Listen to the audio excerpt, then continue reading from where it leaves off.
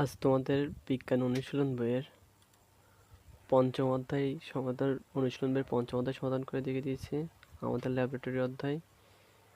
এখানে তোমাদের ৭৭ পৃষ্ঠা যে কাজটি আছে সেটা হচ্ছে হলুদ, চুন ও লেবু রসের পরীক্ষণ। এটি একটি রাসায়নিক পরিবর্তন। আর এর যুক্তি আমি এখানে দেখিয়ে দিয়েছি, কারণ হচ্ছে প্রথমে হলুদের মধ্যে ক্ষারীয় চুন বা ক্যালসিয়াম অক্সাইড দিলে হলুদ হাইড্রোজেন আয়ন ত্যাগ করে লাল হয়ে যায়। পুনরায় যদি উক্ত দ্রবণে লেবু রস যোগ করা হয় তাহলে সেক্ষেত্রে লেবুতে থাকা সাইট্রিক অ্যাসিড চুনের সাথে বিক্রিয়া করে চুনকে প্রশমিত করে লবণ ও পানি উৎপন্ন করে। কারণ আমরা জানি ক্ষার আর অ্যাসিড বিক্রিয়া করে লবণ ও পানি উৎপন্ন করে। তখন হলুদ হাইড্রোজেন আয়ন গ্রহণ করে আবার হলুদ হয়ে যায়। তবে এই লবণ ও পানি থেকে আবার পূর্বাবস্থায় যাওয়া সম্ভব নয়, তাই এটি একটি রাসায়নিক পরিবর্তন। তোমরা অবশ্যই জেনে থাকবে যে পরিবর্তনে আবার পূর্বাবস্থায় ফিরে যাওয়া যায় সেটি হচ্ছে ভৌত পরিবর্তন, আর যে পরিবর্তনে পূর্বাবস্থায় ফিরে যাওয়া যায় না সেটা হচ্ছে রাসায়নিক পরিবর্তন। তাই এটি একটি রাসায়নিক পরিবর্তন। এর পরবর্তী কাজটি হচ্ছে লেবুর রস যোগ করায় চায়ের লিকারের রঙের পরীক্ষণ।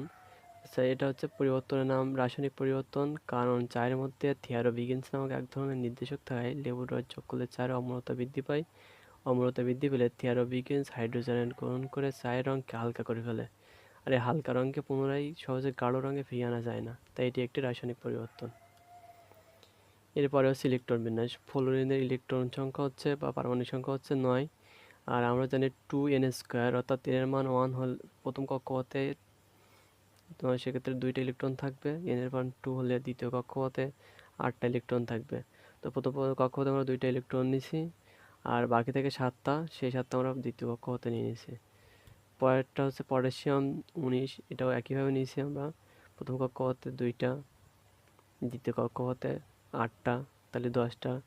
আর তৃতীয় কক্ষপথে হচ্ছে 8টা। আমরা অষ্টক পূরণ করার জন্য তৃতীয় কক্ষপথে 18টা হওয়ার কথা ছিল, কিন্তু অষ্টক পূরণ করার জন্য আমরা 8টা নিয়েছি এবং অবশিষ্ট ইলেকট্রনটা পরের কক্ষপথে দিয়ে দিয়েছি। তাহলে এর কক্ষপথ সংখ্যা হচ্ছে 4টি। তারপর আছে ক্রোমিয়াম 24, এটাও একেবারে আমরা ইলেকট্রন বিন্যাস করে দেখিয়ে দিয়েছি। তারপর কপার 29, সেটাও ইলেকট্রন বিন্যাস করে দেখিয়ে দিয়েছি। এরপরে হচ্ছে 79 পৃষ্ঠা। এখানে ছিল হচ্ছে CH ফর মিথেন। এখানে মিথেন কার্বনের প্রতীক, মানে সি হচ্ছে কার্বন এবং এর প্রতীক সি, আর এইচ হচ্ছে হাইড্রোজেন, প্রতীক এইচ। আর এখানে মিথেনের কার্বন হচ্ছে একটি, তাই একটি দিয়েছি মৌলের পরমাণু সংখ্যা, আর হাইড্রোজেন 4টিতে মৌলের পরমাণু সংখ্যা 4টি দিয়েছে। পরে হচ্ছে তোমার 80 পৃষ্ঠার যে ফ্লোচার্টটা আছে, এখানে প্রথমে শুরু হবে। আমরা জানি ফ্লোচার্টে প্রথমে শুরু এবং শেষে একদম লাস্টে শেষ করে দিতে হয়, এই জন্য লাস্টে শেষটা শিরোনামে দিয়ে দিছি। আর এখানে তোমার অ্যালুমিনিয়াম অক্সাইড নামক যৌগটি অক্সিজেন মৌলের সমন্বয়ে অ্যালুমিনিয়াম এবং অক্সিজেন মৌলের সমন্বয়ে গঠিত। আচ্ছা, এখানে অ্যালুমিনিয়ামের প্রতীক হচ্ছে L এবং অক্সিজেনের প্রতীক হচ্ছে O। মৌল আছে যোজনী, অ্যালুমিনিয়ামের 3 এবং অক্সিজেনের 2। এটা তোমরা যোজনী চ্যাপ্টার থেকে অবশ্যই জানবে। আর যোজনী কি একই? অবশ্যই এখানে না উত্তর হবে। সংখ্যা দুটি কি গণিতক একই? এখানেও না উত্তর হবে। আণবিক সংকেত কি? এখানে অ্যালুমিনিয়াম যোজনী 2 আমরা জানি যে একজনের যোজনী আরেকজনের যখন যৌগ গঠন করে তখন আরেকজনের ঘাড়ে যায়, অর্থাৎ অক্সিজেনের যোজনী অ্যালুমিনিয়ামের ঘাড়ে এবং অ্যালুমিনিয়ামের যোজনী অক্সিজেনের পাশে লিখতে হয়। এই জন্যই এই অক্সিজেনের 2 হচ্ছে অ্যালুমিনিয়ামের এখানে, আর অ্যালুমিনিয়ামের 3 হচ্ছে অক্সিজেনের এখানে লিখছে। অ্যালুমিনিয়াম অক্সাইডের রাসায়নিক সংকেত হচ্ছে বা আণবিক সংকেত হচ্ছে Al2O3। তারপরে শেষ। এরপরে যে কাজটি আছে সেটা হচ্ছে সমতা বিধান। এখানে নাইট্রোজেন 2টা আর হাইড্রোজেন 2টা ছিল, আর যখন অ্যামোনিয়া তৈরি হয়েছে তখন হচ্ছে NH3, অর্থাৎ নাইট্রোজেন 1টা, হাইড্রোজেন 3টা। তাহলে এখানে সমতা করতে গেলে আমরা হাইড্রোজেন এখানে যদি 3 নেই তাহলে 3 দুগুণ 6, আর এখানে 3 দুগুণ 6, হাইড্রোজেনটা মিলে যাচ্ছে। আর এখানে 2 নিলে নাইট্রোজেনের 2টা হয়ে যাচ্ছে, তাহলে এই নাইট্রোজেন 2টার সাথে মিলে গেছে। এবার আমরা পরবর্তীগুলো একইভাবে সমতা বিধান করে দেখে দিয়েছি, তোমরা অবশ্যই বুঝতে পারবে। আর শেষেরটা হচ্ছে সমতা করা আছে, তাই এটি সমতা আবার করা লাগলো না। এরপরে হচ্ছে 84 পৃষ্ঠা যেটা আছে, পরীক্ষণে ব্যবহৃত ধাতব দণ্ড সংঘটিত বিক্রিয়া, তড়িৎ বিশ্লেষণ প্রক্রিয়ায় ব্যবহৃত ধাতব দণ্ড সংঘটিত বিক্রিয়া। এখানে অ্যানোড জিঙ্ক দণ্ড হচ্ছে অ্যানোড। এখানে জিঙ্ক থেকে জিঙ্ক 2+ 2টা ইলেকট্রন ত্যাগ করছে, তাই জিঙ্ক প্লাস। আর ক্যাথোড কপার দণ্ড, এখন কপার 2টা ত্যাগ করছে। একইভাবে প্লাটিনিয়াম, এটাও তোমরা দেখলে বুঝতে পারবে। তারপর ধাতব দণ্ড এবং অ্যানোড তো ক্যাথোড চিহ্নিত করার পক্ষে যুক্তি। এখানে কপার বা তামা একটি ক্যাথোড,